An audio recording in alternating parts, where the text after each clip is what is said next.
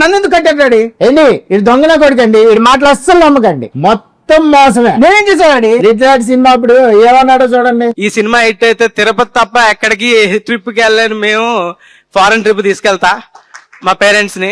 US తీసుకెళ్తా అని చెప్పి సినిమా హిట్ అవగానే అడ్రస్ లేడు, ఎక్కడికి తీసుకెళ్ళలేదు. అన్ని కోట్లు కలెక్ట్ చేసిన సినిమా డబ్బులు అడిగితే లేవంటున్నాడు. సినిమా హిట్ అయితే ప్రొడ్యూసర్ డబ్బులు వస్తాయి కదా, నాకెందుకు డబ్బులు వస్తాయి డాడీ? నాకు పైసా రాలేదు. పోలేదులే, నెక్స్ట్ సినిమాకి డబ్బులు వస్తాయి కదా, ఈ సినిమా ఇంటికి తీసుకెళ్తాను.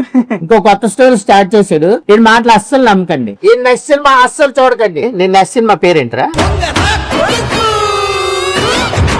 నన్ను ఎందుకు కట్టారు డాడీ? ఏంటి ఇది దొంగల కొడుకండి, వీడి మాటలు అస్సలు నమ్మకండి, మొత్తం మోసమే. నేనేం చేశానండి? రిచర్డ్ సినిమా అప్పుడు ఏమన్నాడో చూడండి. ఈ సినిమా హిట్ అయితే తిరుపతి తప్ప ఎక్కడికి ట్రిప్ కి వెళ్ళాను, మేము ఫారెన్ ట్రిప్ తీసుకెళ్తా మా పేరెంట్స్ ని.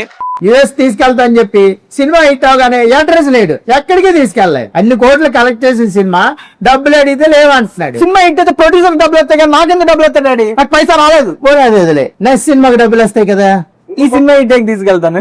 ఇంకో కొత్త స్టోరీ స్టార్ట్ చేశాడు, ఈ మాటలు అస్సలు నమ్మకండి, ఈ నెక్స్ట్ సినిమా అస్సలు చూడకండి. నేను నెక్స్ట్ సినిమా పేరేంటరా?